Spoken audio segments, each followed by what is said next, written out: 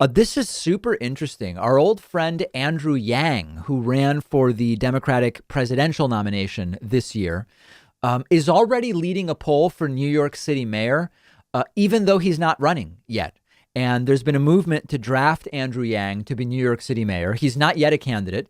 And among Democrats, meaning within the New York City Democratic mayoral primary, Andrew Yang is winning. Yang is polling 17, Eric Adams polling 16, everybody else at 10 or below. There's another poll from a couple weeks ago where it was Andrew Yang 20 with Eric Adams, who I believe is the council president in New York City, down at 14%. So this is the 2021 election. The New York City mayoral election is on November 2nd, 2021.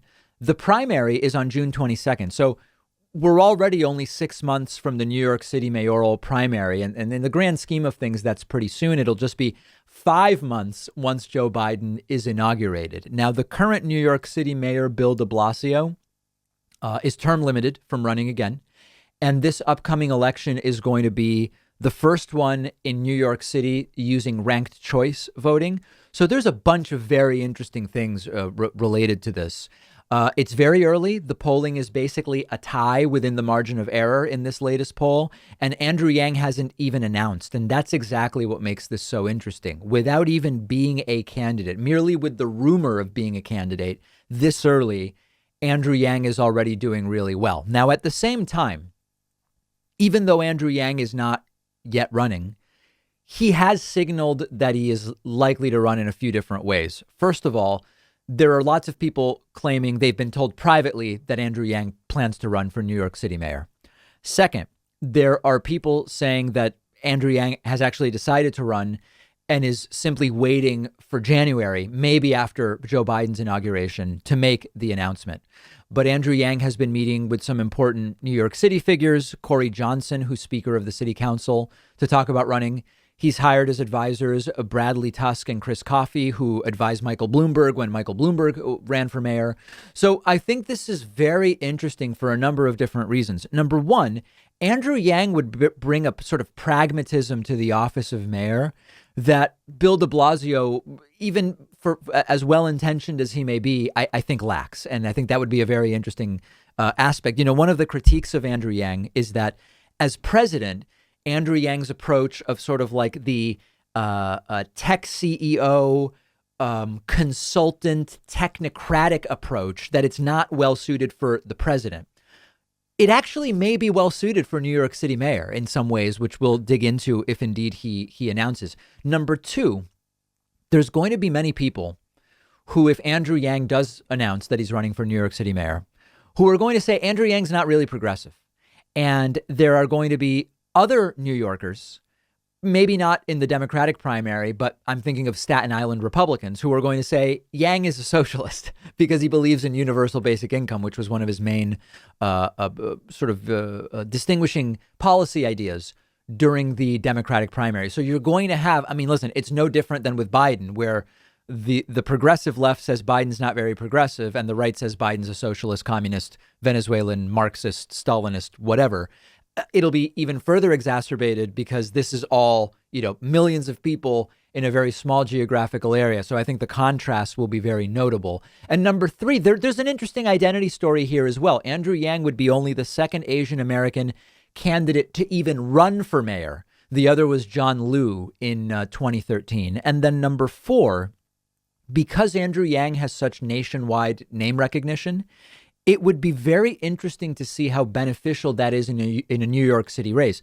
New York City mayor is one of the least local races because people and companies from all over the country, even all over the world, have a vested interest, a financial interest in many cases, in who is mayor of New York City, typically for business related considerations.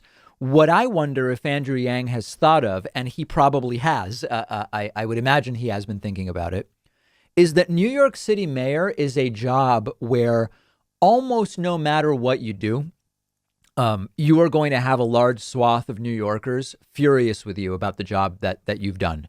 With some very rare brief exceptions like Rudy Giuliani after 9/11, New York City is so diverse politically economically, racially, in all ways, from Bronx, Queens, the Manhattan crowd, even within Manhattan, Staten Island, the most conservative part of New York City. There's a large swath of the population that's almost always furious with the New York City mayor. You are one of the most powerful local officials in the country as New York City mayor. You run a government larger than many states as New York City mayor. And it comes with some horrible realities that the mayor is always being ripped apart. But in the end, it's not that different from being president when half the country hates you. But geographically, again, the hate is in a much smaller area and it's around all the time. I'm sure Andrew Yang can handle it.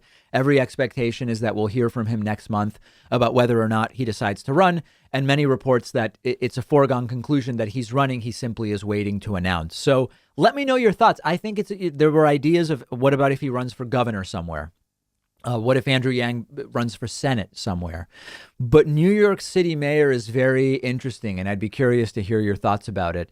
And we'll have more coverage about Andrew Yang's possible NYC mayoral run and all of the stories from today's show on the David Pakman Show Instagram page. Find us at David Pakman Show, all one word, on Instagram.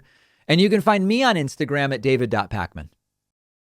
You may not have known this, but when you see me sitting here on the show, I am often wearing shirts by a company called Teddy Stratford. I asked them to be a sponsor because they are by far my favorite shirts that I own. With almost all other slim fit button-up shirts I've worn, you get this annoying stretched out gap in the chest where the buttons are, which does not look good.